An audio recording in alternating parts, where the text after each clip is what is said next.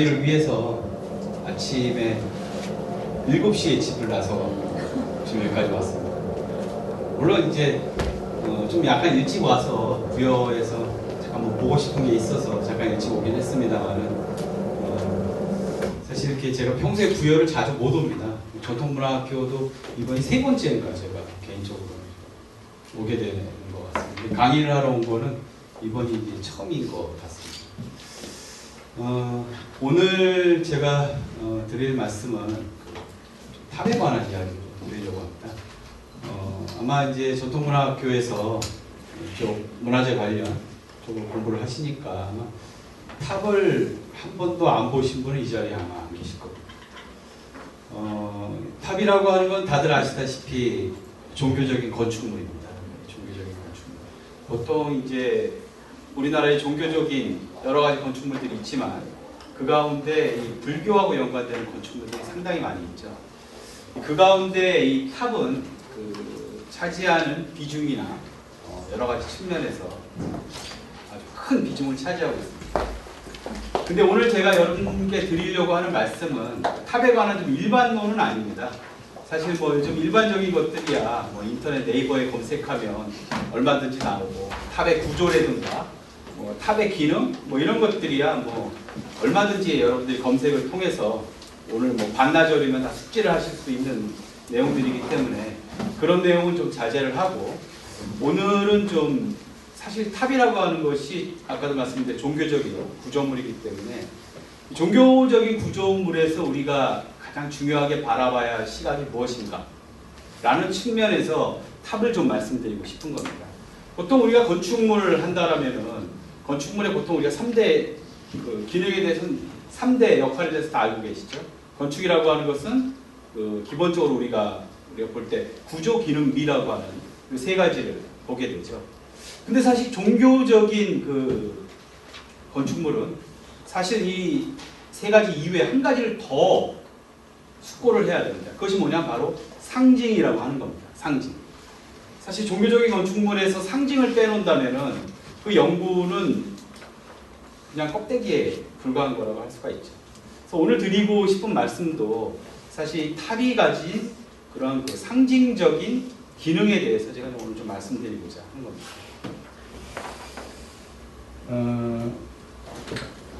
1576년 3월 조선 사회를 발칵 뒤집어 놓는 사건이 하나 있었습니다. 이 사건의 파장은 상상을 초월할 정도였습니다. 요즘같이 만약에 인터넷이 발달한 시대였으면 아마 더 난리가 났었을 겁니다. 하지만 그 당시에도 이 1576년 3월에 일어난 이 사건, 특히 이 사건이 일어난 지역은 바로 안동이었습니다. 안동에서 얼마 전에 성황리에 끝난 유성룡이 중앙정부에 있었던 그 시기입니다. 이 시기가 도대체 이때 안동에서 무슨 일이 있었을까요? 또 이날 있었던 일은 오늘 제가 강의하려고 하는 탑과는 도대체 무슨 연관이 있을까요? 이때 무슨 일이 있었냐면 안동에서 아들이 어머니를 죽이는 사건이 있었습니다. 아들이 어머니를. 근데 그것도 몽둥이로 때려 죽인 사건이 있었습니다. 아주 비참한 사건이었죠. 이건 있을 수가 없는 일인데 보통 조선시대에는 제가 지금까지 확인한 바로는 왕조실록에 6건의 사건이 있습니다. 자식이 부모를 죽인 6건의 사건이 있습니다. 실록에. 근데 그 5건의 사건은 아들이 아버지를 죽인 사건이었어요. 아들이 아버지를. 근데 아들이 어머니를 죽인 사건은 이 사건이 유일무이합니다. 아주 특이한 사건이었죠. 물론 충효, 특히나 효를 아주 중요시 여겼던 조선 왕조에서 자식이 부모를 죽인다는 건 있을 수가 없는 일이고 이거는 반역에 준하는 형벌을 가하게 돼요. 그래서 아마 역사를 많이 공부하시니까 잘 아시겠지만 조선시대의 역모에 가담하면 어떻게 될까요? 본인은 당연히 죽는 건 말할 것도 없거니와 아무것도 하지도 않았지만 그 주변에 있었던 일가 친척들이 어떻게 되죠? 구족이 죽습니다. 구족을 멸한다고 하죠. 그러니까 씨를 아예 말리는 거죠. 근데 이 자식이 부모를 죽이는 이 사건은 역모에 준한 사건으로 다스렸습니다. 왜냐하면 조선의 근간을 흔들어 놓는 사건이기 때문에. 그래서 뭐라고 부르냐면 적자의 옥이라고 부릅니다. 자식이 부모를 죽이는 사건을 적자의 옥. 여기서 말하는 옥은 반역을 말합니다. 반역. 그래서 정말 엄청난 그 형벌을, 그래서 부족이 멸하게 되는 사건이죠.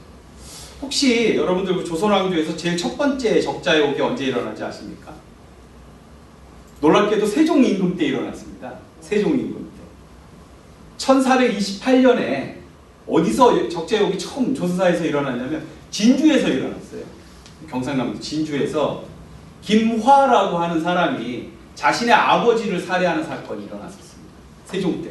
세종이 큰 충격에 빠졌겠죠. 아, 이거는 뭐 있을 수도 없는 일이다. 조선은 충효를 기반으로 하는 나라에서 어떻게 자식이 아버지를 죽일 수 있느냐. 그래서 세종이 큰 충격에 빠졌고, 뭐 당시 조선 사회가 뭐 아주 큰 충격에 빠졌었어요. 그래서 야, 이거 어떻게 할까 도대체? 그러면 교육밖에 없다.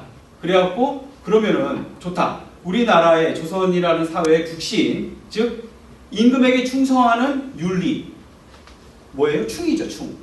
그 다음에 자식이 부모에게 효도하는 윤리, 효죠. 그 다음에 부인이 지아비를 섬기는 윤리, 이걸 뭐라고 해요? 열이라고 하죠, 열. 그래서 이 충, 효, 열 세 가지를 묶어서 낸 책이 바로 삼강행실도입니다. 그때 삼강행실도를 처음 낸 거예요, 세종 때. 그래도 글씨를 대부분 모르니까 백성들이 야, 그럼 그림책을 넣어라. 그래서 거기다 그림을 그려넣습니다. 글씨 모르는 사람 보라고. 그래서 삼강행실도 최초의 그림책이에요. 텍스트만 있는 게 아니라 그림도 있어. 그러니까 그걸 보면 글을 몰라도 그림만 봐도 아, 이게 이런 내용이구나를 금방 알 수 있습니다. 그런데 사실 그 삼강행실도에 관한 비판은 요즘 얼마든지 가할 수가 있죠. 왜냐하면 거기에 그 35명씩, 그러니까 충에 관련한 사람 35명, 효에 관련한 35명, 열에 관련한 35명, 이렇게 35명씩을 다 뽑았어요. 근데 뭐 충은 차지하더라도 효에 관한 얘기들을 주로 보면 되게 과학적입니다. 요즘에 보면. 가령 예를 들면 부모가 고기 먹고 싶다, 지 넓적다리 잘라갖고 삶아주고. 요즘 있을 수 없는 일이죠. 그 다음에 부모가 피가 부족하다고 막 손을 잘라갖고 피를 부모에게 먹여주고. 이건 뭐 너무나 과학적이라 요즘은 뭐 19금은 말할 뿐만 아니라 이건 도저히 볼 수 없는. 근데 열은 더 합니다. 열은 장난 아니에요. 열은 그 삼강행실도에 나오는 부인들이, 그러니까 남편의 주로 지아비를 섬긴다는 게 80%가 죽어요. 멀쩡한데 죽는 거예요. 남편 때문에. 남편을 대신해서 죽는다던가 뭐 자살을 한다거나 주로 이제 죽어야 열이 되는 겁니다.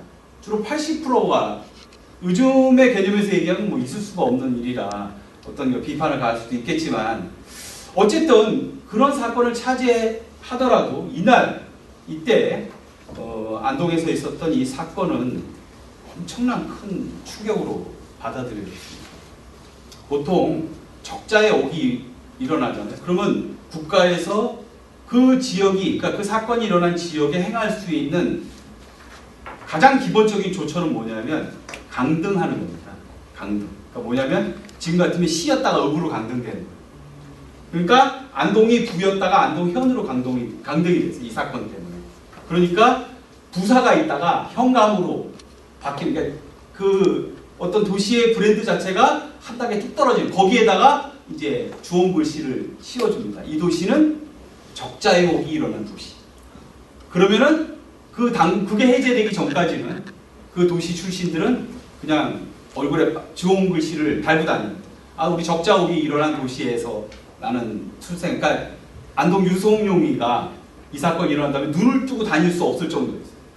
안동에 있는 모든 사람들이 근데 도대체 이 사건이 도대체 탑이랑 무슨 관계가 있을까요? 오늘 이제 그 얘기를 좀 하려고 합니다. 자, 탑 하면은 보통 제가 이제 탑을 전공하다 보니까 대학이나 대학원에서 이제 탑 강의를 많이 합니다. 그래서 이제 첫 시간에 수업을 들어오면 학생들한테 물어봐요. 그러니까 탑 하면 뭐가 생각나지? 물어보면은 물론 이제 당연히 전공자들이 많기 때문에 대부분 탑 하면은 이제 떠올리는 게 주로 이제 다보탑이나 석가탑을 많이 떠올립니다. 아마 여기 앉아 계신 분들도 아마 탑 하면은 아마 이 이미지를 많이 떠올릴 겁니다. 사실 저 개인적으로는 탑 하면은 저 10원짜리를 떠올립니다. 저는 개인적으로. 왜냐하면 요즘은 10원짜리 쓸 일이 없지만 뭐 제가 어릴 때만 뭐 그래서 제가 나이는 많죠. 머리가 좀 없어서 나이가 좀 들어 보이지만 사실 나이는 젊습니다. 제가 어렸을 때만 해도 10원짜리면 뭐 사 먹을 수 있는 게 되게 많았는데 요즘은 거의 뭐 쓸모가 없는 돈이 돼버렸는데 다보탑이 이렇게 그려져 있어서 10원짜리를 좀 떠올리게 되죠. 그리고 좀 더 만약에 더 아는 사람이라면 탑하면 이제 사리를 떠올립니다. 왜냐하면 탑에는 이 사리가 들어가게 됩니다. 당연히. 그리고 요즘 이제 많이 이제 서양화돼서 탑하면은 저런 이제 엘페탑이나 피사의 탑, 혹은 최근에는 또 뭐 송전탑 뭐 이런 것도 떠올리는 사람들이 있습니다. 밀양에서 하도 이제 이슈가 돼갖고 여기서 탑이라고 했을 때는 뭐냐면 구조적으로 뭔가 높이 솟아있는 구조체를 보통 우리가 탑이라고 많이 얘기를 합니다. 자, 그렇다면은 탑이 우리나라에 어느 정도나 있을까? 국보, 보물로 비율을 봤을 때 국보는 4점 중에 한 점이 탑입니다. 이거는 단일 문화재로서는 그 양이 수량이 엄청난 거죠. 보물도 마찬가지예요. 보물도 거의 16%에 달할 정도로 탑이 많아요. 단일 문화재로는 탑이 많죠. 그런데 이상하게도 우리나라에서 탑을 전공하는 사람은 5손가락도 아닙니다. 2손가락에 해야 됩니다. 탑으로 공부하는 사람이 없어요. 그래서 좋은 점도 많습니다. 저처럼 이렇게 탑을 공부한 사람이 없다 보니까 탑하면 이렇게 많이 불러줍니다. 그러니까 혹시라도 좀 남들이 안 하는 걸 좀 해야지 좋은데 남들이 많이 하는 거 하면 불러주질 않거든요. 혹시 탑에 관심이 있으신 분들은 탑을 공부해봐도 상당히 좀 앞으로 연구할 것이 많지 않을까. 왜 그러냐면 이건 경주인데 지금 햇빛이 들어와서 잘 안 보이긴 하죠. 원래 어두침침해야 잘 보이는데. 자, 경주의 남산에 경주 남산이 있습니다. 경주 남산만 탑이 99개가 있어요. 경주 남산에. 그 제가 이제 탑을 공부하다 보니까 그러면 경주 전역에 있는 탑을 한번 카운팅을 한번 좀 해봐야 되겠다. 몇 개나 있는지. 그래서 해봤더니 경주 평지에만, 그러니까 남산을 제외하고 경주 평지에만 230여 개의 탑들이 있습니다. 물론 이 탑은 전탑, 목탑, 석탑을 다 포함한, 다 여러 탑들을 다 포함한 숫자입니다. 그래서 시대별로 좀 따져보니까 지금 500개입니다. 500개. 삼국시대 40여 개, 통일신라시대 약 50여 개, 고려시대가 아주 압도적입니다. 고려시대가 약 1200개, 조선시대 약 150개. 혹시 부여에 탑이 몇 개 정도 되는지 아실까요? 부여에 카운팅이 가능한 탑의 숫자가 얼마나 될 것 같아요? 예? 100개요? 안타깝게도 100개가 안 됩니다. 부여는. 왜냐하면 부여는 이게 참 백제가 오래 지속이 됐다면 아마 그렇게 됐을 것 같은데 백제는 그렇게까지 카운팅이 안 됩니다. 약 한 30여 개 정도가 남아 있습니다. 30여 개. 한번 이렇게 부여에 계시면서 뭐 부여에 있는 탑들을 하나씩 보시는 것도 아마 좋은 그 경험이 되지 않을까 싶은데. 자, 그래서 제가 카운팅을 다 해보니까 우리나라에 한 1900개 정도의 탑들이 남아있는데 여기서 이 탑의 숫자는 우리가 흔히 스님탑이라고 얘기하는 부도탑은 뺀 겁니다. 오로지 불탑이라고 불리우는 탑만을 지금 카운팅을 한 거죠. 숫자가 엄청납니다. 단일 문화재로서는 수량이 어마어마한 거죠. 자, 보통 탑에는 이 많은 1900여 개의 탑에는 탑을 건립하는 이유는 당연히 사리를 모시기 위해서 건립하는 겁니다. 그럼 제가 반대로 묻는다면 그럼 1900여 개의 이 탑들에는 다 사리가 들어있을까요? 네? 안 들어있어요? 그럼 뭘 넣습니까? 탑을? 사리를? 네? 경전 같은 부처님의 경전. 예. 되게 잘하시죠? 맞습니다. 이 사리는 상당히 유한하기 때문에 사리를 다 넣을 수가 없죠. 그래서 보통 이와 같은 신사리라고 해서 이건 이제 이런 사리를 신사리라고 부르는데 부처님 몸에서 나오는 사리죠. 이런 신사리가 들어간 탑들은 매우 귀한 탑입니다. 그래서 소위 말하는 진신사리탑이라고 하는 별칭을 가지고 있습니다. 그런데 이 많은 탑들에 다 사리를 넣을 수 없기 때문에 바로 방금 앞에서 말씀하신 대로 경전을 넣습니다. 이 경전을 법사리라고 합니다. 법사리. 근데 자, 신사리도 없고 근데 법사리를 넣기가 싫어. 그러면 뭘 넣을 수 있을까요? 사리를 넣어야 되는데 그때는 짝퉁사리를 넣습니다. 그 짝퉁사리를 뭐라고 부르냐면 변신사리라고 부릅니다. 변신사리. 이 변신사리는 뭐냐면 인위적으로 사리를 만들 수 있다라는 개념이에요. 인위적으로 가짜로 만든다는 거예요. 뭘로 만드냐? 보석으로 만든다. 보석. 뭐 금은 유리 보석. 자, 이런 보석들을 앞에다 떡하니 갖다 놓고 연부를 잘 외우는 스님이 거기다 연부를 외우는 거예요. 그러면 그거는 보석이 아니라 사리로 바뀐다는 개념이에요. 그래서 그거를 바꿔서 사리로 바꿔서 탑에 집어넣으면 바로 신사리의 대용품인 변신사리가 되는 겁니다. 가령 예를 들면 탑을 해체하잖아요. 근데 물론 도굴되지 않은 탑에 해당이 되겠죠. 도굴되지 않은 탑을 해체하려면 당연히 사리가 나와야 되는데 사리가 안 나오고, 가령 이런 탑이 그렇습니다. 사리가 안 나오고 탑 안에 이런 유리 보석 혹은 금강석 같은 이상한 돌들이 나오는 경우가 있어요. 이런 경우가 바로 사리 대용품인 변신사리를 넣는 탑들입니다. 자, 이렇기 때문에 탑에는 어쨌거나 뭐 어떤 사리가 됐던 사리가 들어가기 때문에 신통력을 지니게 되는 겁니다. 신통력. 그래서 탑에는 그 자체로 신통력을 갖게 되는 거예요. 이게 사실 좀 중요한 개념인데. 자, 그래서 탑은 예로부터 여러 가지의 대상체로 예배가 되어 왔어요. 가령 탑을 이제 가장 쉽게 이해할 수 있는 것이 바로 예배하고 공양의 대상체였다는 거죠. 신라 시대에는요, 이 탑돌이가 엄청나게 유행했습니다. 이게 풍습이었어요. 그래서 사람들이 때만 되면 청춘 남녀들이 탑돌이 하다 눈 맞은 이 커플들이 되게 많을 정도로, 심지어는 신라 시대에는 호랑이가 탑돌이를 하러 산에서 내려왔어요. 여자로 변해서. 그래서 탑돌이 하다가 신라의 청년과 만나서 눈이 맞아서, 이런 스토리도 삼국유사에 나올 정도입니다. 그만큼 이 탑돌이가 아주 대대적으로 유행을 했었어요. 근데 그러면 제가 팁을 하나 알려드릴까요? 탑돌이가 언제 좋을까? 날짜가. 요 날짜가 딱 나와 있어요. 2월 8일에서 2월 15일 사이가 최고의 탑돌이 시즌입니다. 시즌. 왜냐하면 2월 8일이 부처님 출가일이고 2월 15일이 부처님 열반일이거든요. 그렇기 때문에 그 사이에 탑돌이를 하면 이 탑돌이빨이 제일 잘 가요. 그때 탑돌이를 해야 되는 겁니다. 딴 데 하면 안 돼요. 그때 하면 최고 좋습니다. 그때 혹시 탑돌이 하다가 선남선녀들이 만나면 그거 바로 이제 결혼에 꼴이 나는 거예요. 그 신라시대 때 호랑이도 그때 탑돌이 하러 내려왔던 거예요. 그 시기에 딱. 호랑이가 아는 거죠. 그때가 시즌이라는 거예요. 아주 시즌이구나. 딱 탑돌이 하러 내려왔다가 만난 거예요. 자, 재밌는 게 뭐냐면 탑이 국가를 지켜준다라는 거예요.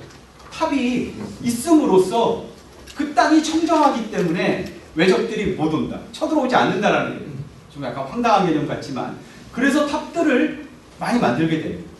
가령 황룡사 구축탑이나 가문사탑, 그 자체로 탑이 나라를 지켜준다.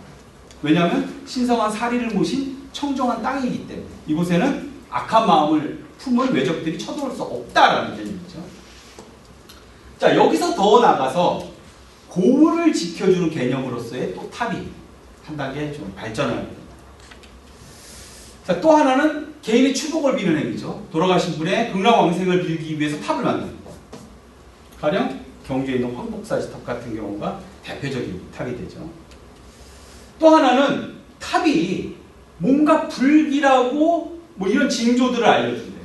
가령 예를 들면 삼궁사에 나와 있는 내용들인데, 황룡사 구층탑에 이변이 일어납니다. 가끔씩.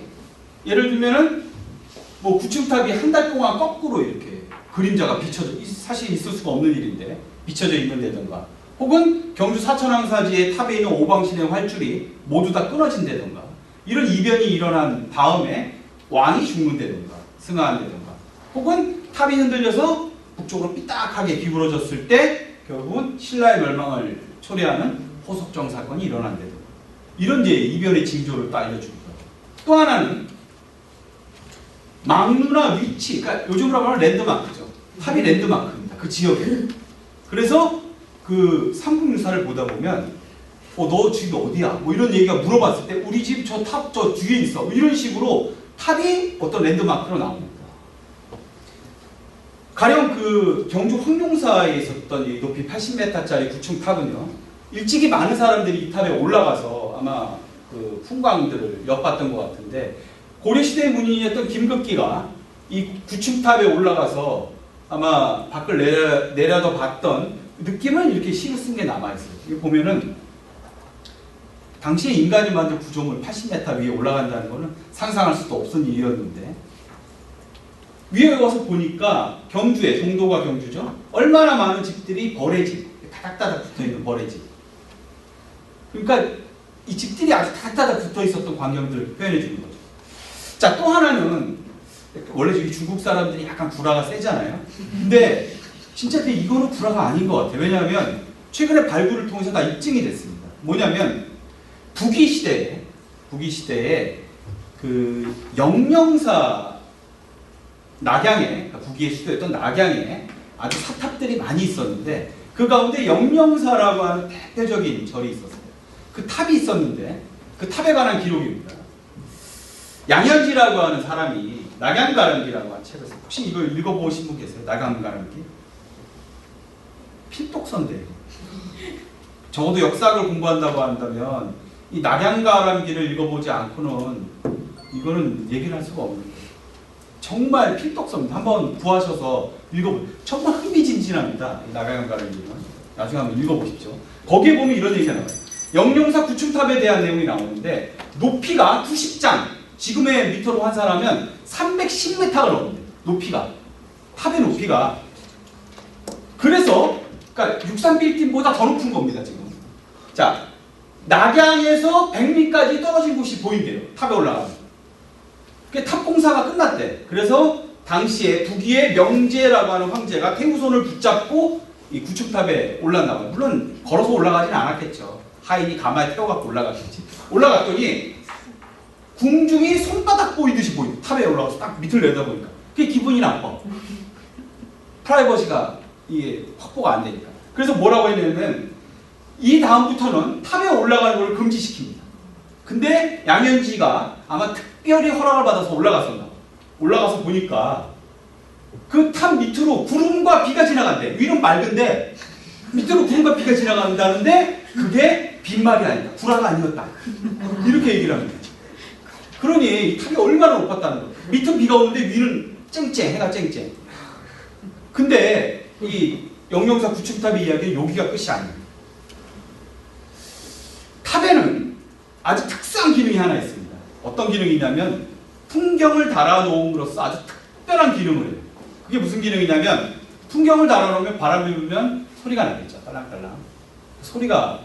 근데 아까 경주에 평지에 230여 개의 탑이 있다고 했는데, 그럼 보통 3층 탑에 풍경이 탑 하나에 몇 개가 걸리냐면 최소 한 층에 4개씩 4, 3, 12, 12개에다가 상륜부라고 해서 탑 윗부분에 풍경이 또 최소한 4개씩 달려. 그러면 4, 5, 20. 보통 한 20개 정도의 풍경이 달려있는 거예요. 그럼 20 곱하기 230을 해보세요. 풍경이 몇 개인가. 경주 시내에 엄청난 탑의 풍경들이 바람이 조금만 불면은 일시에 소리를 내요. 딸랑딸랑. 그 신라 사람들은 정말 성질이 좋았을 것 같아요. 요즘은 윗집에서 조금만 쿵쾅거려도 야구바따 들고 올라가잖아요. 때려 죽이려고. 근데 와, 신라 사람들은 그 소리를 들으면서 잠을 어떻게 잤을까. 근데 이 풍경이 역할이, 여러 가지 역할이 있는데, 바로 부름을 전파시키는, 부처님의 음성이 멀리 퍼진다라는 의미가 있어요. 그런데 영영사 탑에 걸려 있었던 풍경에 관한 얘기가 아까 그 양현지가 써놨는데 이렇게 나옵니다. 자, 금찰 위에, 금찰이라고 하는 건 그 목탑 위에 있는 이 상륜부를 얘기합니다. 금찰 위에 보병, 그러니까 감로수를 담아놓는 병이 있는데, 그 아래로 금반이, 그러니까 요 금반은 요 도나치처럼 생긴 요걸 말합니다. 이게 13개. 그리고 그 주위에는 모두 금으로 된 품탁을 담아요. 그리고 4개의 줄을 당겨서, 그러니까 요 위에서 줄을 당겨서 요 모서리를 당겼다는 얘기입니다. 모서리 금차를 여기에 당겨서 여기에도 금방울을 달아요. 그리고 탑의 9층의 모서리마다 품탁을 또 달아서 모두 120개가 달려있고, 이 탑에. 그런데 자, 가을바람, 이 가을바람이 이제 소위 말하는 똥바람이라고 하는 겁니다. 바람이 엄청나게 부는 거죠. 자, 똥바람에 이 땡그란 거리는 금탁 소리, 풍경 소리를 10리 밖에서도 8km 밖에서 들었대.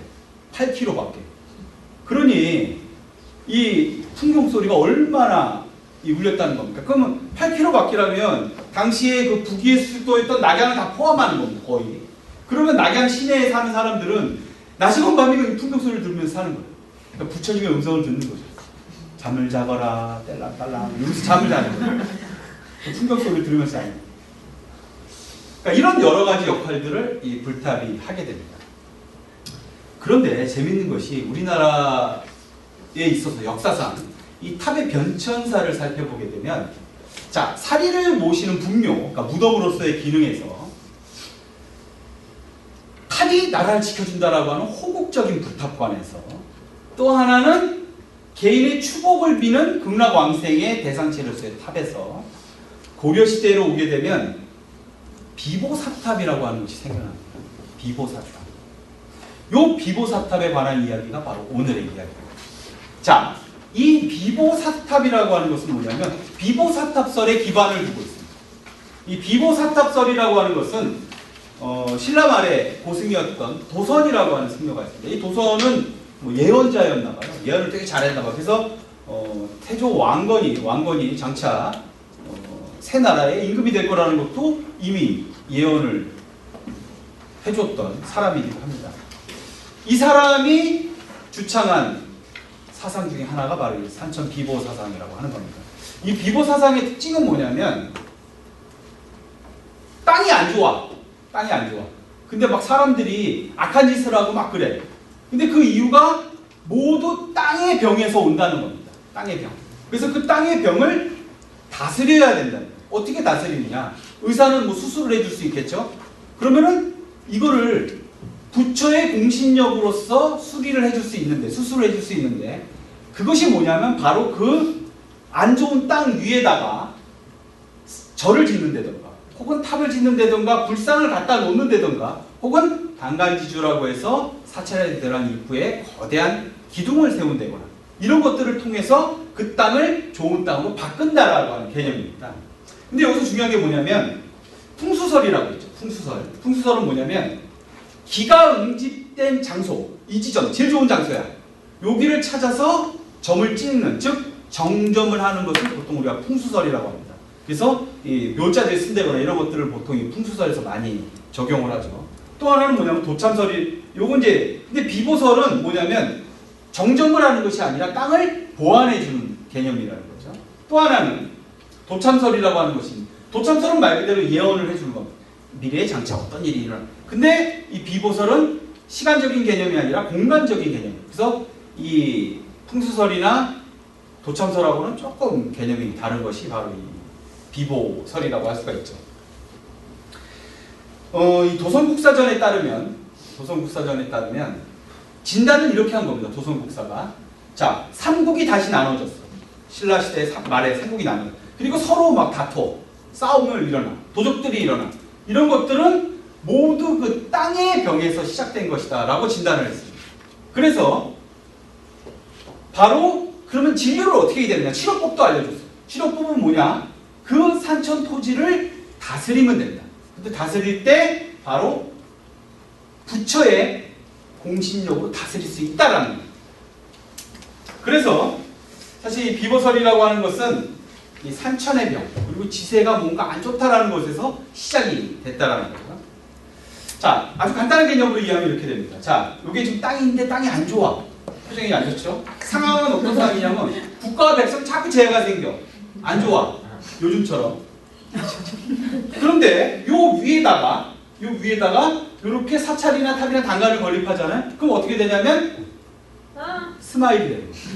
좋은 땅으로 바뀐다는.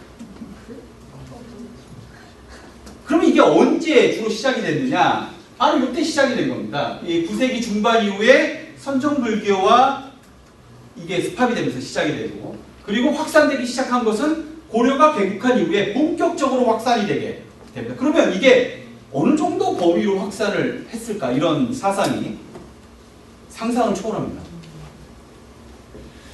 자, 훈요 10조라는 거 들어보셨죠? 물론 어떤 분들은 이게 이제 후대 조작이 됐다라고 하는 분들도 있긴 하지만 어쨌든 이 풍요 10조의 제 두 번째 그러니까 태조의 유언이죠.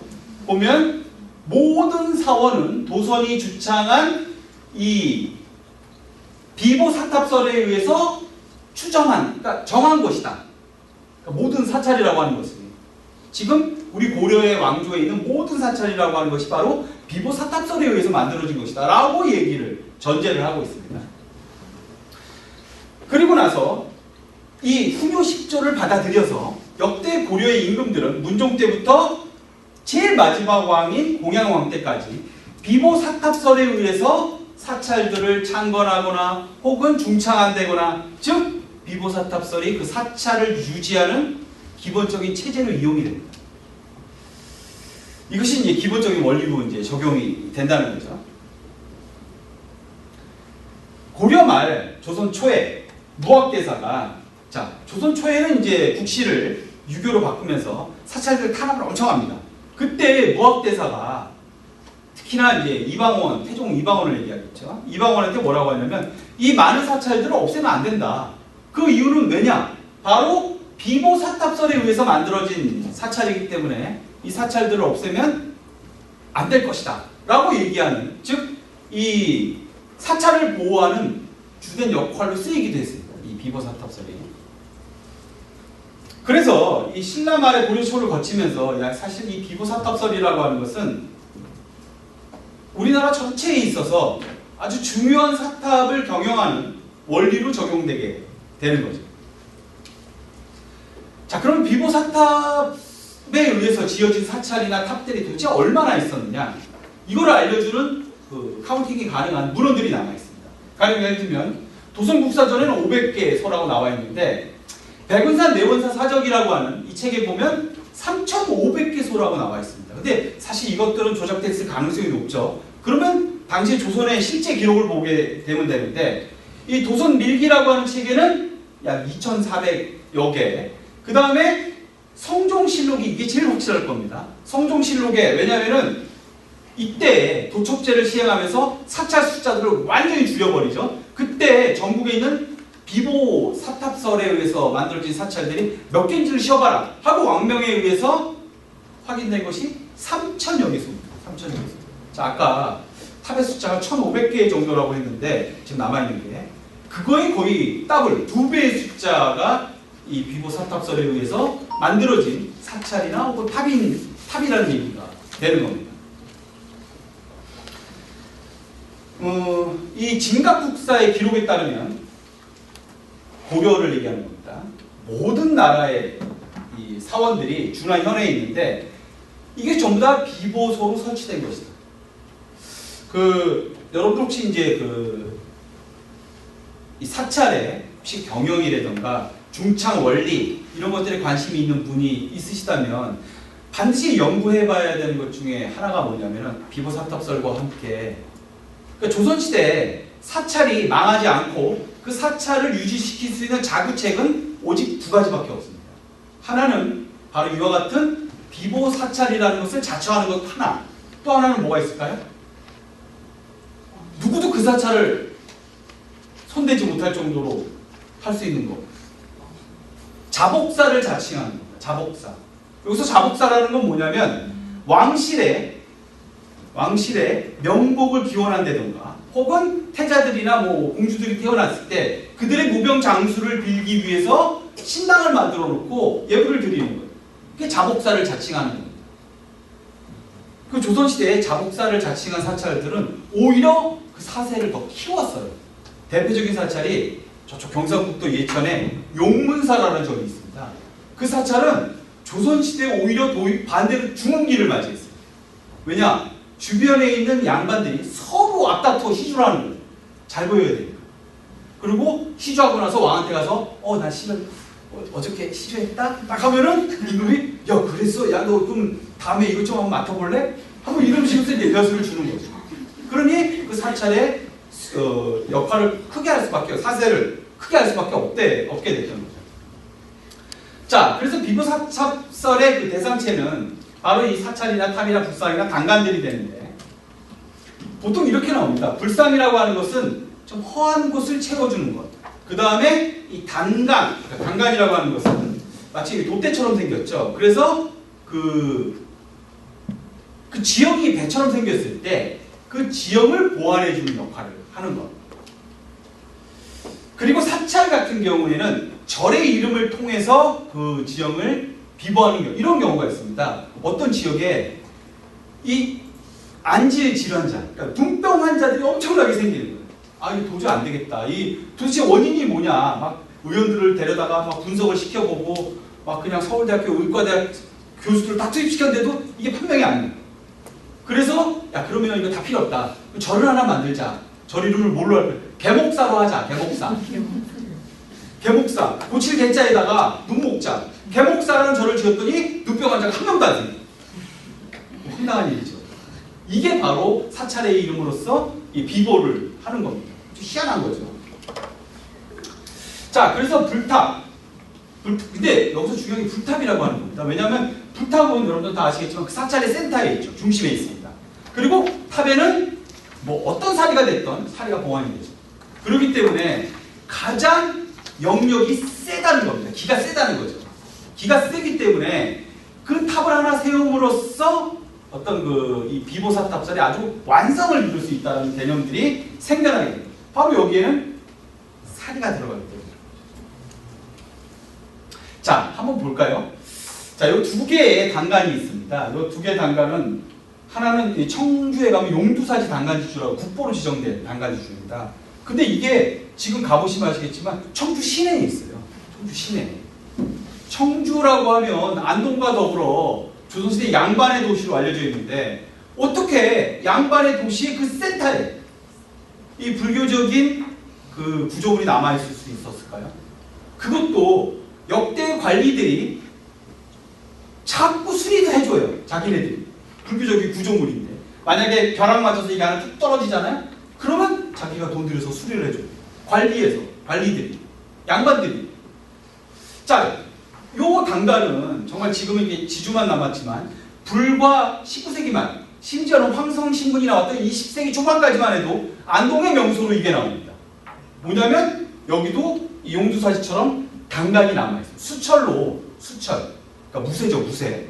무쇠로다가 20단으로 만든 단간이 남아있고 맨 위에 그러니까 모란 모양의 꽃이 이렇게 피어져 있다라고 황성신문에 나와 있어요. 안동의 명소로 나와 있을 정도로. 근데 그 사이에 다 없어져 버렸어요. 근데 이게 부러진 거 보이시죠? 이 단간을 여러분들 보실 때 요 부러진 이유가 뭔지 아세요? 이게 요거 때문에 부러진 거예요. 요 가운데 요거 때문에. 요거를 가져가서 쓰려고. 그러면 보세요. 요렇게 고정이 돼 있죠? 그럼 간단하잖아요. 여기 부러뜨리고 여기 부러뜨리면 한쪽에서 밧줄 걸어서 잡아 당기면 그냥 이거 단간 뚝 쓰러지는 거죠. 쓰러지면 이제 가져다가 녹여갖고 쓰면 되는 거죠. 그렇기 때문에 여기가 없는 거예요. 계속 이게 인위적으로 파손됐던 거죠. 근데 의외로 이런 단간들이 많다는 겁니다. 여러분들이 앞으로 사찰에 있는데 답사를 가보시면 절터에 단간을 걸 때 저 위가 저렇게 깨진 경우들이 있어요. 그럼 그거는 100이면 100 다 안에 있는 이 단간을 활용하기 위해서 파손시킨 경우에 해당이 됩니다. 기록에도 이렇게 나와 있어요. 신증 동국열시승남에 보면 이 단간에 대해서 이렇게 나와 있어요. 이 도세 역할을 하는 것으로 골과 지방을 진압, 즉 보호해 준다는 겁니다. 또 이 단간지수도 마찬가지로 안동이라고 하는 형세 자체가 배가 가는 형국을 했기 때문에 그 앞에다가 돛을 만들어 달았다라는 거예요. 그러면 지금 안동이라는 지금 거기는 이게 부러진 이후에 돛이 없어진 거예요. 그러니까 지금 안동이 잘 될 리가 없어요. 저는 앞으로도 그렇게 생각하는데. 그러면 지금 제가 안동시 몇 번 이 얘기를 해도 안 만들어요. 수리를 안 해. 지금 안동시장이 별로 역할이 잘 안 되는 것 같아요. 자, 지금 앞에 보시면 엄청나게 많은 탑들이 있습니다. 이 탑들은 제가 제 판단으로는 완전 스탠다드한 3층 석탑으로 만들어진 고려시대 탑들이에요. 만들어진 시기는 전부 10세기경의 탑들입니다. 근데 이상하게 탑이라고 하는 것이 지역성을 강하게 띠고 있는데도 불구하고 10세기가 되면 공통 양식이 전국적으로 나타나는데 바로 이런 소형 탑들이 전국적으로 유행을 합니다. 저는 이 많은 탑들을 걸린 목적을 좀 비보탑의 개념에서 이해를 해야 되지 않을까라고 저는 판단을 하고 있습니다. 똑같아요 다. 3층 탑에 단층 기단, 2중 기단 거의 뭐 만들기도 쉬워. 높이도 보통 한 3, 4m밖에 안 됩니다. 만들기도 매우 쉽죠. 자, 그러면 자 안동으로 다시 이제 돌아오겠습니다. 자, 안동에는 탑이 얼마나 있을까? 놀랍게도요. 놀랍게도 제가 조사한 바로는 경주시를 제외한 전국 시군 가운데 탑의 숫자가 제일 많은 곳이 안동이에요. 현재. 되게 의아하게 생각이 들죠. 안동하면 양반의 도시고 유교가 아주 조선시대에 크게 부흥한 곳이라고 알려져 있는데 그렇다면 탑들이 다 없어지거나 파괴돼야 됨에도 불구하고 어떻게 안동 지역에 이렇게 탑들이 많이 남아있을까? 그러면 안동의 탑들은 도대체 어떤 역할을 해왔던 것인가? 한번 이제 생각해 볼 필요가 있다는 거죠. 자, 안동은 특이하게 전탑들이 많습니다. 가보신 분들 아시겠죠? 벽돌탑들이 아주 많아서 벽돌탑의 고향으로 알려져 있습니다. 근데 이러한 그 탑들의 건립 시기가 사실 좀 이렇게 잘못되어 있는 것들이 있는데 뭐 그 탑의 세부적인 건립 시기를 제가 오늘 좀 말씀드리기는 사실 좀 어렵습니다. 시간 관계상 좀 어렵고 대략 그 안동의 탑들은 지금 보시면 이게 그 안동에 있는 석탑들이에요. 이게 다 지금 보시면 제일 잘못 알려져 있는 게 이겁니다. 뭐냐면 안동에 전탑이 많은 이유. 그래서 책들 보다 보면 막 나옵니다.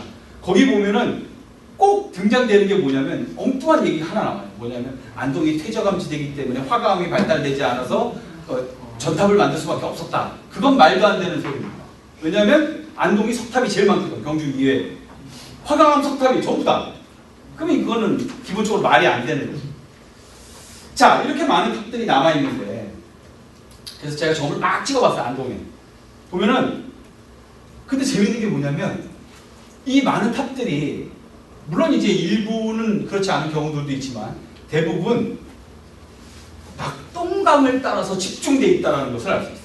낙동강을 따라서 낙동강 인근에 탑들이 집중되어 있어요. 자, 대표적인 전탑들이 이런 전탑 이제 여기는 탑이 없어진 겁니다. 원래는 벽돌탑이 있었는데 벽돌탑이 없어져 터만 남는 거예요. 자, 이런 벽돌탑들이 남아 있습니다. 제작 시기는 언제냐? 대체로 지금 이 안동의 우리나라 전탑 가운데 가장 현지의 큰 탑이죠. 신세동 바로 앞에 이제 기차가 다니기 때문에 일제강점기에 철로를 와서 기차가 한번 지나갈 때마다 탑이 흔들흔들 춤을 춥니다. 그래서 지금 빨리 뭔가를 조치하지 않으면 왜냐하면 이 벽돌탑은 한번 금이 가기 시작하면은 이 훼손을 걷잡을 수가 없거든. 자, 여기 있는 이 탑은 지금 여기 기단부에 보면 이렇게 시멘트를 갖다가 아주 떡칠을 해놨습니다. 일제강점기에. 그래서 기단부의 원형을 알 수가 없어요. 다만 이 탑에 보면은 원래 있었던 것으로 추정되는 신장상들이 이렇게 막 붙어 있는데 이 신장상들을 조합을 해보면 보통 탑에는 4천왕이면 4천왕, 8부종이면 8부종 단 그 기단부에 따라서 단독상들이 이렇게 들어가는 데 비해서 여기는 제가 보기에는 여러 상들이 혼합되어 있었던 것 같아요. 4천왕, 8부중, 제석 범천상까지 온갖 신장상들이 다 기단부를 이루고 있어요. 왜냐하면 면석키가 똑같거든요. 그러면 이 신장상들을 통해서 이 탑의 초창 시기를 알 수 있는데 이 탑의 초창 시기를 보게 되면 보통 이렇게 좌상의 사천왕상들이 등장되는 시기라던가 혹은 지금 여기 팔부중상이 등장돼 이 팔부중상들의 조각상으로 미뤄봤을 때 진전사지 석탑에 강원도 진전사지 탑이라고 있습니다. 진전사지 석탑에 나타나는 팔부중과 매우 유사하다. 양식적으로. 그렇다면은 이 탑이 만들어진 시기는 9세기일 가능성이 높고 지금 안동역 앞에 있는 이 동부동 탑도 옛날 모습이 남아있진 않지만 지금 옛날 모습은 요거밖에 없어요. 요거하고 요 기단부에 요 2층 탑실에 있는 요 돌, 요 두 개밖에 없습니다. 나머지는 다 이제 변형이 됩니다. 특히나 정유재란 때 그 명나라에서 온 군사들이 이 탑을 목표로 해가지고 조총을 쏴대는 바람에 이 탑이 크게 훼손이 됐었습니다. 그래서 여기에 남아있는 이런 신장상이나 이런 걸로 봤을 때 이 탑의 제작 시기도 마찬가지로 9세기일 가능성이 높고 지금은 없어졌지만 이 안동 이마동 탑 같은 경우에는 이 탑지를 발굴하는 과정에서 지하에서 사리기가 발견됐습니다. 요런 사리기인데요. 사리기들이. 근데 요런 사리기의 편년을 통해서 봤을 때 이마동 탑도 이 9세기에 왜냐면 요 비슷하게 사리를 보관하는 방식들이 이 9세기 후반경에 나타나는 전탑들과 비슷한 양상을 보이기 때문에 그렇습니다. 그래서 결국은 요거는 이제 가형, 집 모양의 사릭인데 주로 이제 중국 당나라 시대 이런 형태들이 많이 유행을 하거든요.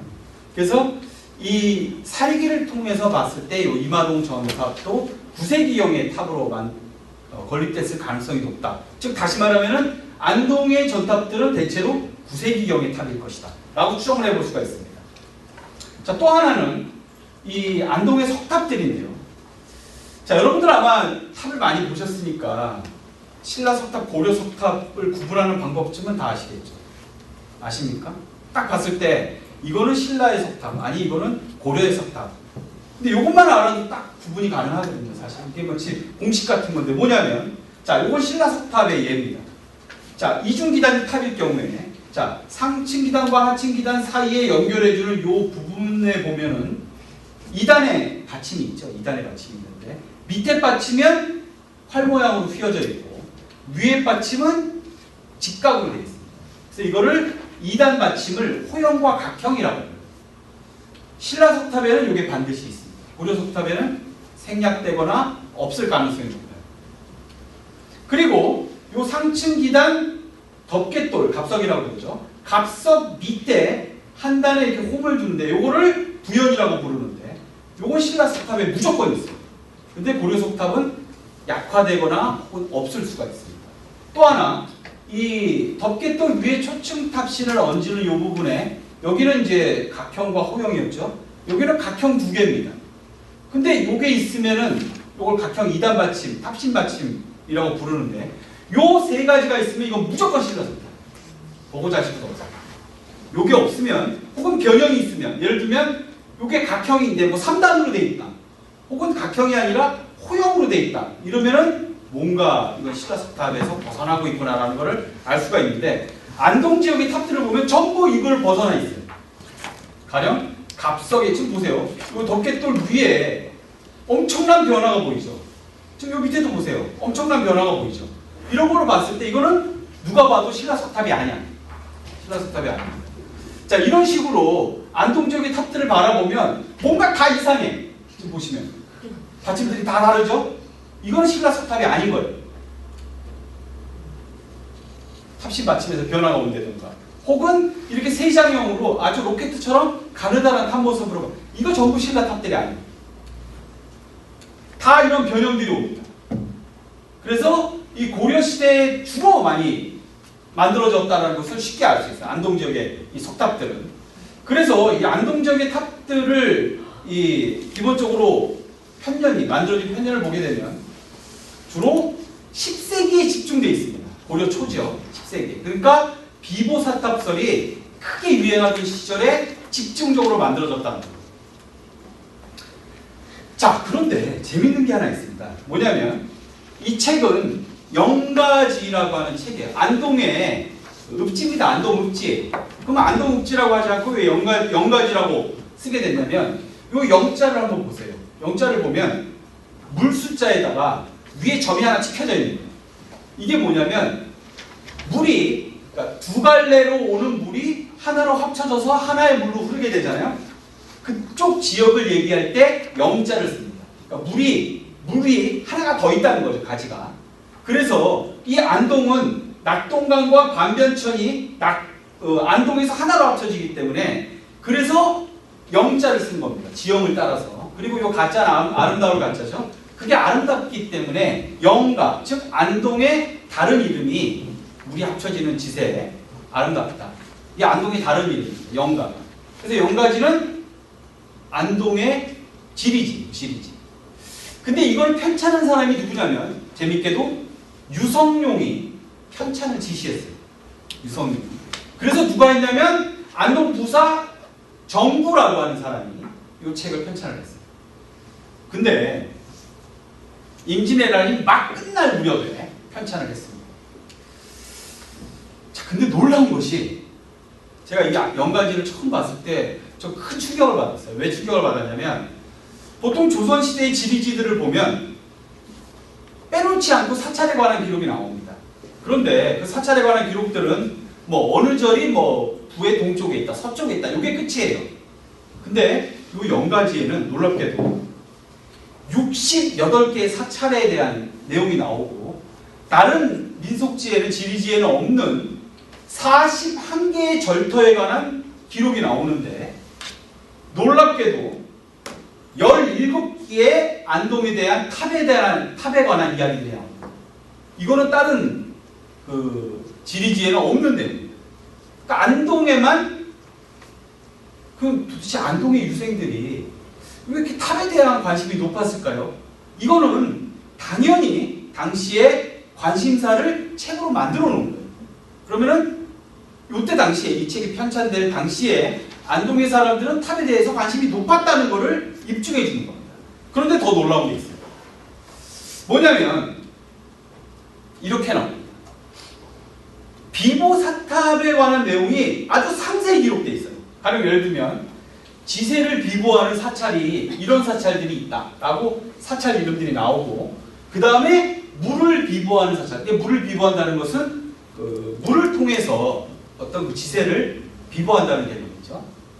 또 하나는 방진 비보라고 해서 그 지형의 좀 허한 곳을 비보해 준다는 내용도 나오고 아까 얘기했던 개목사가 여기 나오는 겁니다. 눈고쳐 준절 개목사 또 여기 나옵니다. 그리고 밑에 보시다시피 비보사탑에 관한 내용들이 쫙쫙쫙쫙 나와요. 비보사탑. 이거는 어느 지리지에서도 찾아볼 수 없는 영가지만의 특징입니다. 근데 이게 굉장히 중요해요. 왜냐하면 자, 여기 안동의 지세입니다. 보세요. 자, 낙동강이 이렇게 이제 흘러내려옵니다. 여기 지금 안동이에요. 반변천이 옆에서 흘러내려와서 안동부의 입구에서 하나로 합쳐집니다. 이게 바로 이 모습을 영가라고 했던 겁니다. 영가. 그래서 안동이 영가라고. 근데 이 물이 이 안동부의 남쪽을 흘러서 이 서쪽으로 빠져나가요. 근데 이 지형이요. 어떤 의미를 지니냐면 자, 물이 이렇게 한 바퀴 돌아서 안동부를 빠져나가기 때문에 이쪽 부분이 어때요? 상당히 허하다고 느껴집니다. 이쪽 부분이. 물이 빠져나가는 지역이니까 물이 들어와서 머물러서 한 번 나가면 좋은데 이게 머물러서 나가는 한 번에 쫙 빠져나가니까 그 부의 기운이 빠져나간다고 생각을 한 거예요. 그래서 아까 말씀드렸던 수세비보, 그러니까 물을 비보하는 사찰들은 전부 이쪽에 있습니다. 이쪽에. 그러니까 물을 그러니까 한 번에 빠져나가는 것을 비보하는 거죠. 그래서 안동의 지형의 비보의 개념은 아주 간단합니다. 바로 여기서 들어오는 물과 빠져나가는 물에 대한 요 지세를 보호해주고 이쪽으로 빠져나간 그 기운들을 잡아주는 거예요. 이게 바로 그 안동부의, 그러니까 즉 안동부의 범람을 막아서 불을 방진하고 또 하나는 서쪽으로 빠져나가는 기운을 제어하는 것이 이 안동 비보의 기본이었습니다. 이게 바로 제가 하는 내용이 아니라 영가지에 나와 있는 내용이에요. 이거는. 자, 그래서 그 사찰들을 탁 이렇게 그 지도에다 얹어보면 놀랍게도 이 안동부가 있으면 안동 서쪽에 다 집중되어 있어요. 서쪽으로. 그러니까 기가 빠져나가는 곳에 사찰들을 왕창 세움으로써 기가 빠져나가지 못하도록 막고 있는 거죠. 근데 여기에 중요한 역할을 하는 것이 바로 탑이었습니다. 안동의 탑. 자, 보면 부천사석탑, 이마사 전탑, 법풍사탑 탑들이 나오죠. 이 탑들은 그냥 탑이 아니라 부처님의 사리를 모시는 탑들이 아니라 지형이나 지세를 보호해주는, 즉 이 탑을 통해서 안동부를 보호해주는 일종의 수호천사였던 거죠. 이 탑들이. 근데 재밌는 것이 뭐냐면 제가 이렇게 보다 보니까 비보라고 하는 내용, 그러니까 비보, 지형을 보호해준다는 비보라는 내용은 어디에도 많이 나오는데 앞에 큰 대자를 붙여서 대비보라고 하는 내용은 어디에도 없어요. 도대체 이 대비보는 뭘까? 제가 되게 고민을 많이 했어요. 대비보가 도대체 뭘까? 제 나름대로 판단을 내린 게 뭐냐면 대비보는 두 가지 이상의 복합적인 역할을 하는 비보 기능을 수행하는 구조물을 대비보라고 하지 않겠느냐라고 제가 추정을 한 겁니다. 보면은 지금 보시면 두 가지가 복합적인 내용이 두 개, 방진비보와 지세비보. 그 다음에 지세비보와 수구비보 이렇게 복합적인 내용을 비보를 하는 것들이 저는 이 대비보가 아닐까 이렇게 추정을 했던 겁니다. 그래서 요거는 이제 대제설입니다. 대비보는 두 가지 이상의 복합적인 비보 기능을 했던 것들.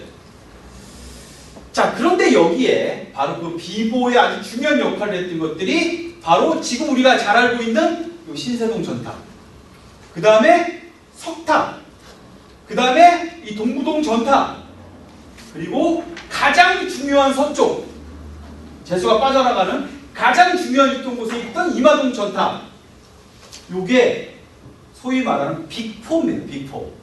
안동 비보탑의 빅4예요. 제일 중요한 탑들입니다. 자, 그런데 세 개는 지금도 남아있어. 뭐 변형이 됐던 어쨌든. 그런데 제일 중요한 것으로 여겨지는 서쪽에 있는 이마동탑이 지금 없어졌어요. 도대체 무슨 일이 있었던 것일까? 자, 또 하나 여기는 뭐냐면 그 물이 나가는 제일 마지막에 있는 곳에 있는 그 성산사라고, 그러니까 그 수세로 비보한다는 사찰, 그 사찰을 말하는 겁니다. 거기에 보면 이렇게 조그만 높이 한 2m 50 정도밖에 안 되는 조그만 탑이 하나 있어요. 근데 이 탑이 있는 위치가 아주 기가 막힙니다. 여기가 탑이 여기 있는데 이 위치가 낙동강하고 그 지금 봉정사에서 내려오는 송야천이 딱 합류되는 지점이에요. 여기 절이 있는 여기가. 그래서 정말 기가 막힌 곳에 요 비보 수세 비보탑을 만들었구나라는 것을 가보면 지역을 보면 쉽게 알 수가 있습니다. 자, 그리고 낙동강에 위치한 탑들, 이 모든 탑들이 다 아마 이 수세나 지세를 보호하는 비보탑의 가능성이 매우 높다는 거죠. 그래서 안동탑의 성격은 아주 간단합니다. 바로 그 지형에 맞게끔 그 지형을 보완하려고 하는 목적에서 주로 고려 초기에 집중적으로 많이 건립돼요. 그리고 신라시대에 만들어진 전탑들도 비보탑의 개념으로 그 역할이 변천됐다는 것을 알 수가 있습니다. 자, 그래서 아까 말씀드린 대로 안동에 이 전탑들이 많은 이유는 이 퇴적암 지대, 이건 말도 안 되는 거죠. 자, 두 번째, 안동에 뭐 부속사 같은 절을 만들 때 이게 전탑이 중국 타평이잖아요. 중국 사람들이 와서 장인이 와서 만들었다. 이거는 실체가 없습니다. 실체가 없어요. 그 세 번째는 이 전탑은 안동의 전유물이 아니라 수리해준 결과로 계속 남아있는 거다. 이거 맞는 말입니다. 근데 이제 지금까지 연구 결과는 뭐였냐면 그러면 왜 수리를 해줬느냐 라고 하는 역사적인 고찰이 좀 미흡했다는 거죠. 제가 오늘 말씀드리는 것은 바로 이 내용에 해당이 되는 겁니다. 자, 사실 벽돌탑은요, 보세요. 이게 9세기에 일반적인 신라 석탑의 양상입니다. 9세기가 되면 신라 석탑은 매우 작아져요. 그 다음에 탑에 들어가는 돌의 숫자는 20개 안짝입니다. 20개 정도만 다듬으면 신라 석탑을 만들 수가 있어요. 그러니까 만들기가 매우 쉽다라는 거죠. 반면에 벽돌탑은 엄청난 양의 벽돌을 쌓아 올려야 돼요. 이거는 보통 노력이 아니죠. 그럼에도 불구하고 벽돌탑을 만드는 이유는 뭐냐? 공덕을 쌓기 위함이에요. 벽돌을 쌓는다는 것은 적취의 개념이 있잖아요. 바로 하나하나 쌓을 때마다 공덕이 쌓인다라는 개념인 거죠. 그래서 아마 지금 보세요. 여기가 원래 지금은 이제 임천각으로 바뀌었지만 임천각이 있었던 터에 바로 여기 낙동강이 앞에 흐르고 있고 지금 이제 철도가 지나서 막혀져 있지만 여기에 이와 같은 전탑을 딱 만들어 놓음으로써 바로 이 낙동강을 제어하고 그 다음에 이 지역을, 그러니까 낙동강은 안동의 입구에 만들어 놨으니까 안동으로 들어오는 물을 제어하는 그런 비보의 역할을 수호하기에 딱 좋은 상황이 되는 거죠. 여기가 이제 절이 있었죠. 물론 절은 후대에 바뀌었습니다만 여기에 실층정탑이 아주 적당한 장소에 위치했던 거죠. 그래서 제가 보기에는 이 낙동강변에 전탑들이 건립된 이유는 딴 게 없습니다. 바로 비보의 역할을 하기 위해서. 또 하나는 뭐냐면 여러 사람들이 탑을 만들 때 동참을 해서 벽돌을 하나하나 쌓아 올림으로써 공덕을 적취했다는 거예요. 이 내용은 넘어가겠습니다. 자, 그런데 그러면 안동이라고 하는 도시는 도대체 어떤 역할을 수행했던 도시였느냐? 안동의 역사를 잠깐 살펴보면 안동은 고려 역사에서 엄청나게 중요한 곳이었어요. 왜냐하면 만약에 안동이 없었다면 왕건이 고려를 개창하지 못했을 겁니다. 안동민의 도움을 받아서 견훤을 물리쳤거든요. 그래서 왕건은 그 보답으로서 바로 군을 두루 승격시켜줬습니다. 안동을. 자, 그리고 나서 고려 명종 친족 때 모반이 여러 차례 일어나지만 그때 유독 안동부에서 군사를 보내갖고 모반들을 잇따라 격퇴시켜줘요. 자, 또 하나 고려 말에 홍건적의 침입이 있었습니다. 고려의 멸망, 완전 존립과도 관계됐던 엄청난 사건이었죠. 그때 공민왕이 안동까지 피신을 했습니다. 그런데 이 안동에 몽진해 있었을 때 바로 그 힘을 다시 모아갖고 이 홍건적들을 물리쳐줬죠. 그래서 고려 개경으로 환도한 이래 이 그 공민왕이 안동에 엄청난 양의 재물들을 내려줬어요. 그때 엄청난 재물로 내려준 걸로 우리가 잘 알고 있는 봉정사라는 절도 중창이 됐습니다. 그때. 자, 이렇게 안동이라는 도시는 정말 고려로 봐서는 금이야 오기야 했던 도시였던 거죠. 그래서 이 공민왕은 그 고마움을 잊지 못해서 안동을 대도호부로 승격을 시켜줬습니다. 아주 최고 단계로 올려줬던 거죠. 그래서 이 고려 말까지만 해도 이 안동은 정말 엄청난 도시로서의 그 명망을 이어왔던 겁니다.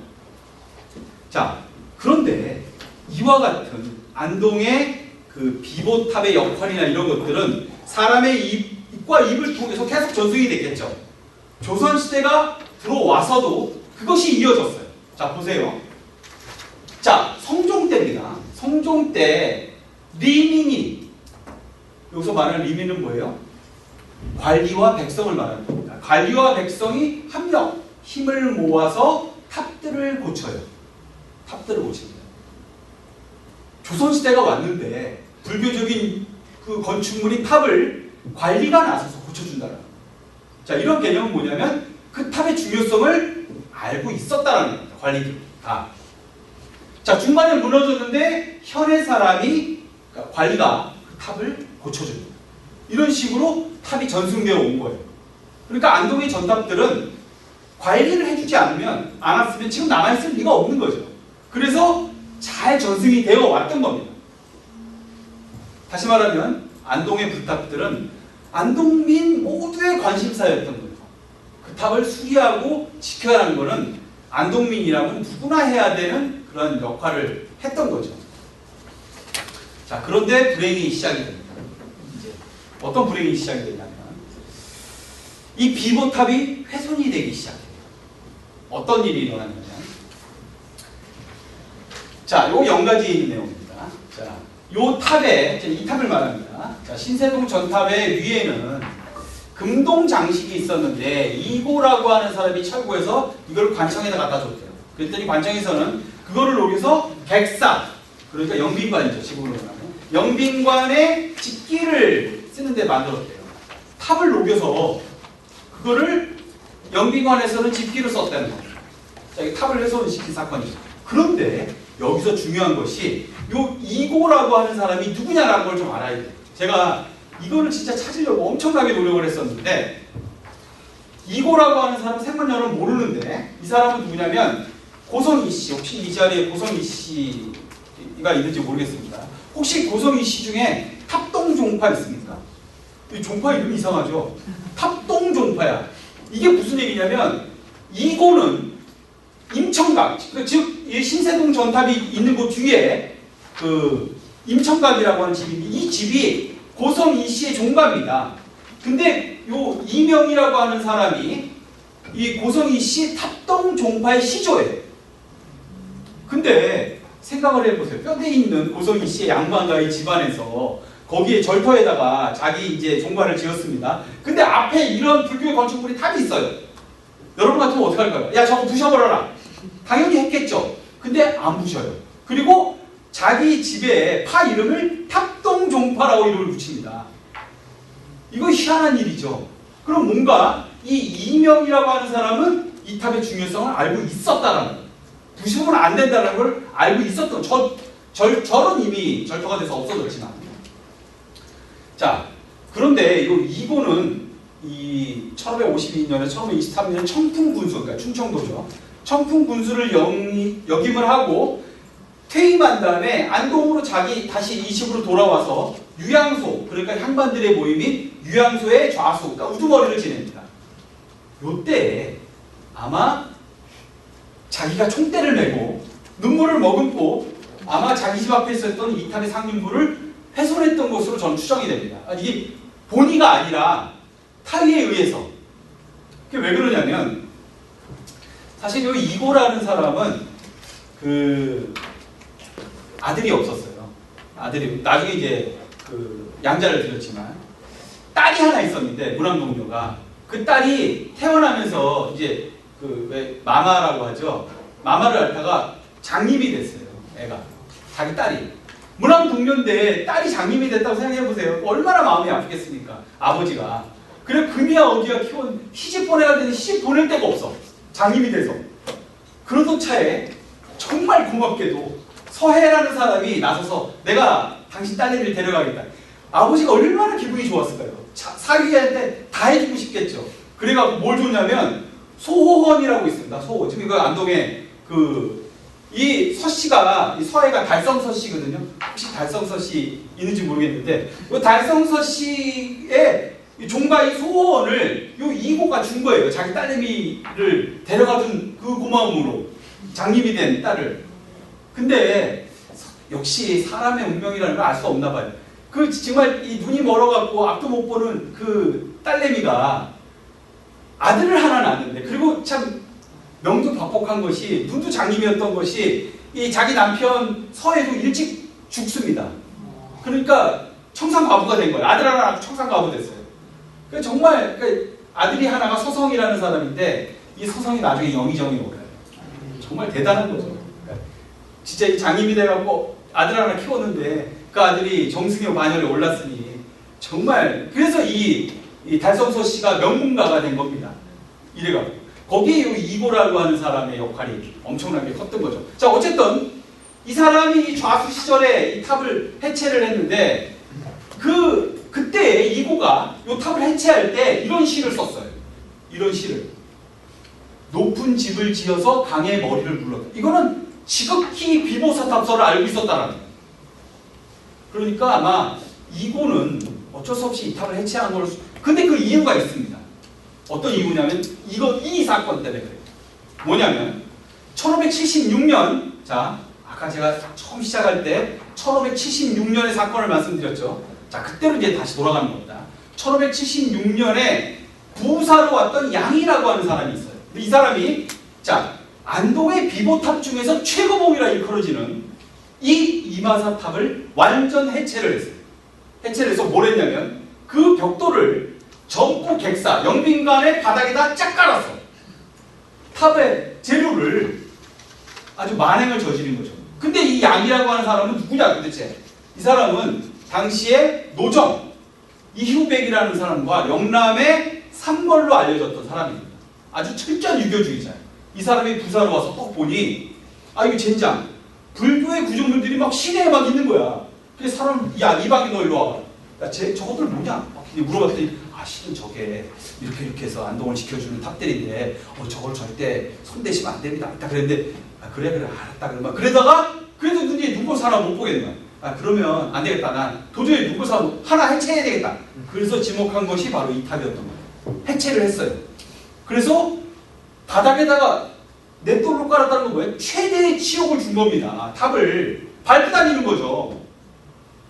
자 그런데 이렇게 해체법까지 좋았어요. 근데 놀랍게도 이 탑 해체 이후에 안동에 불길한 일들이 일어납니다. 자, 어떤 일들이 일어났냐면 요 탑을 해체한 그 다음 달에 광풍정이라고 하는 건물이 전소가 돼요.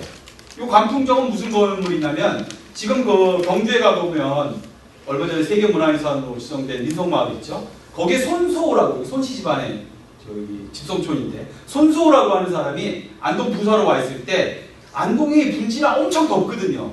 그러니까 여름에 뭔가 정사를 펼 수가 없어. 너무 더워서 막 그냥 땀이 질질 흘리니까 뭘 할 수가 없어. 그래서 좀 시원하게 정사를 펼 수 있는 공간을 마련하자 해서 광풍, 바람을 분다. 건물 이름 자체도 시원하잖아요. 졌는데 이게 안동의 어떤 그 통치의 상징이었던 거든. 근데 이게 불타버린 거예요. 원인을 알 수 없는 화재예요. 그리고 나서 3월 달에 아까 말씀드렸던 그 적자의 옥이 일어납니다. 적자의 옥. 이거는 상상하기도 싫은 일이었죠.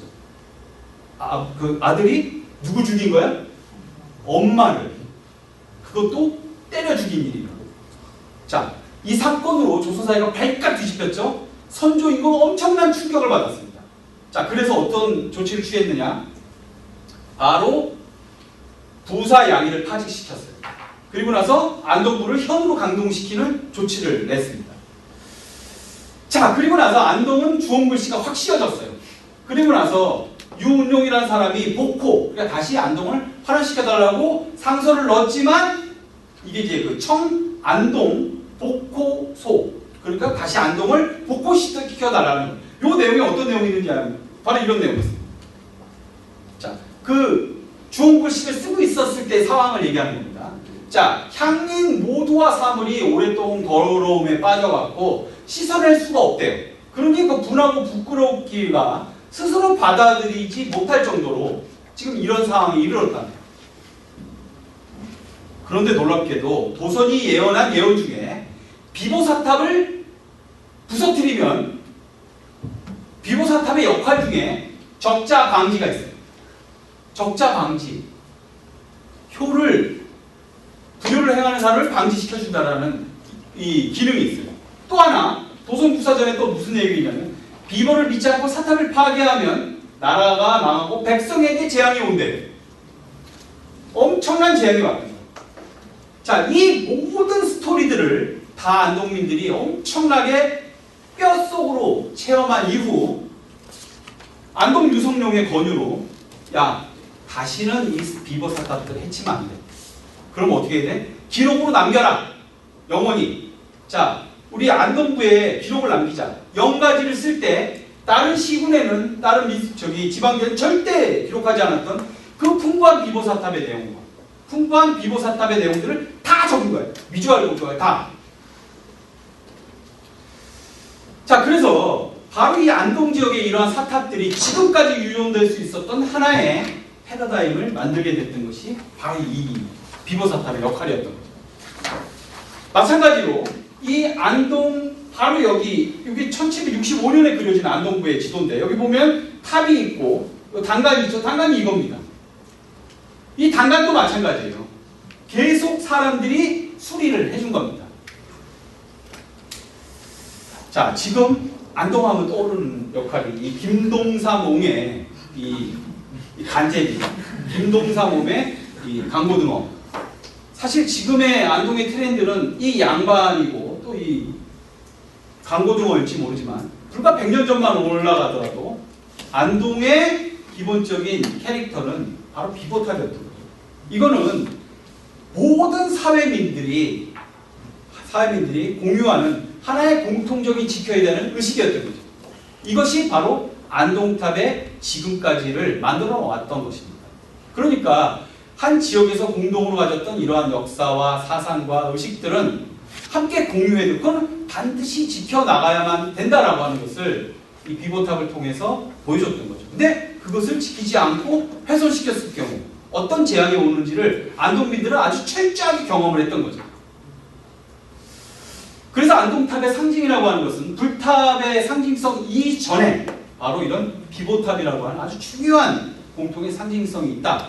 그래서 결국에 이 불탑이 갖는 바로 불탑에 담긴 안동의 정신이라고 하는 것은 바로 이와 같은 공공의 목적으로 공공의 복리를 지켜주는 역할을 했던 것이 바로 탑이라는 거예요. 물론 이러한 캐릭터와 개념들은 안동에만 국한된 것은 아닙니다. 그러나 안동만큼 이렇게 잘 역사 기록이나 문헌이나 모든 것들이 남아있는 것이 없다라는 거예요. 자, 오늘 강의 여기까지 하겠습니다. 고맙습니다.